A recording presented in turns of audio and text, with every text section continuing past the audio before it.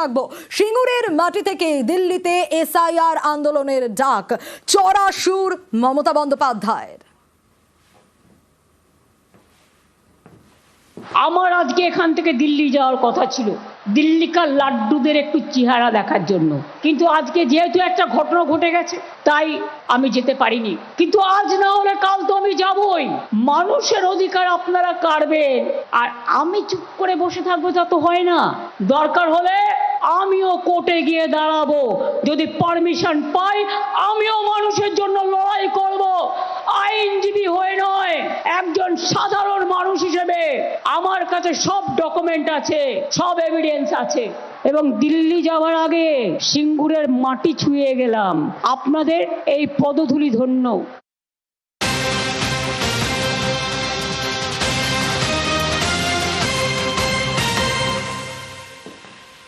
আর সুর চড়িয়ে সোমবার কমিশনে মমতা বন্দ্যোপাধ্যায়, সোমবার বিকেলেই কমিশনে মমতা বন্দ্যোপাধ্যায়, সুর চড়িয়ে সোমবার কমিশনে মমতা বন্দ্যোপাধ্যায়। আর দিল্লিতে কমিশন দপ্তরে মমতা বন্দ্যোপাধ্যায় যাবেন। রাজ্যে এসআইআর এর নামে ষড়যন্ত্রের অভিযোগ মমতার। আরো ডিটেল আপডেট নেব, মৈত্রেয়ী রয়েছে আমার সঙ্গে। মৈত্রেয়ী, হয়রানি আতঙ্কে মৃত্যুর অভিযোগে সরব তৃণমূল নেত্রী বারবার আমরা দেখেছি, আর এবার সরাসরি দিল্লিতে কমিশনে মমতা বন্দ্যোপাধ্যায়।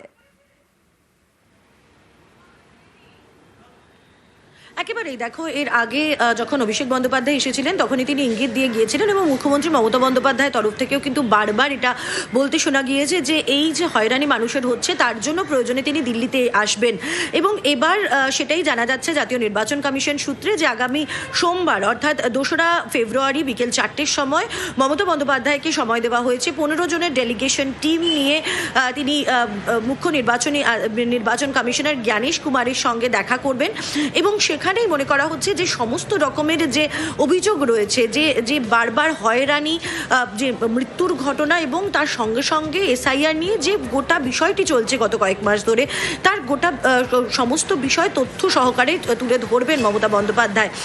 তৃণমূলের তরফ থেকে কমিশনের কাছে দেখা করতে সময় চাওয়া হয়েছিল, এবং কমিশনের তরফ থেকে জানানো হয়েছে যে মমতা বন্দ্যোপাধ্যায়কে তৃণমূলের চেয়ারপারসন হিসেবে সেই সময় দেওয়া হয়েছে, এবং সোমবার দিন বিকেল 4টে জাতীয় নির্বাচন কমিশনের দপ্তরে কমিশনের ফুল বেঞ্চের সঙ্গে দেখা করতে চলেছেন এবার খোদ মুখ্যমন্ত্রী মমতা বন্দ্যোপাধ্যায়। সোনিয়া, একেবারেই মৈত্রেয়ী, যা তুমি বলছিলে, এবং রাজ্যে এসআইআর নামে ষড়যন্ত্রের অভিযোগ মমতা বন্দ্যোপাধ্যায় আগেও তুলেছেন, এবং এসআইআরে একাধিক মৃত্যু হয়রানির অভিযোগ। সিঙ্গুর থেকে আবারও সরব মমতা বন্দ্যোপাধ্যায়। এসআইআর এর নামে চক্রান্ত করে নাম কাটছেন কেন? মানুষের প্রতি বিশ্বাস নেই? ইলেকশন কমিশন ঠিক করে দেবে 2 কোটি মানুষের নাম কেটে কে ভোটার আর কে ভোটার নয়, না মানুষ ঠিক করবে? এটা গণতন্ত্র, এটা একনায়কতন্ত্র নয়। বাংলার লোককে প্রমাণ করতে হবে দেশের নাগরিক কিনা। বিজেপি বলছো ঝুট, করছো লুট, তোমাদের আমরা ক্ষমা করব না। এত মানুষের মৃতদেহের ওপর জবাব দিতে হবে, কে দায়ী ছেড়ে দেব না। আমাকে তোমরা ঘেঁচু করবে, তুমি জেলে ভরো, তুমি গুলি করো, আই ডোন্ট কেয়ার। আমি সব কিছুর জন্য তৈরি। সংখ্যালঘু দেখলেই নাম কেটে বাদ, ট্রাইবেল দেখলেই নাম কেটে বাদ। অনেক হিন্দুও মারা গেছে, হিন্দু করে হিন্দুদের হত্যা করছেন। আত্মহত্যা করবেন না, ভয় পাচ্ছেন কেন? এটা তো বাংলা, কাউকে ডিটেনশন ক্যাম্পে পাঠাতে আমরা দেব না।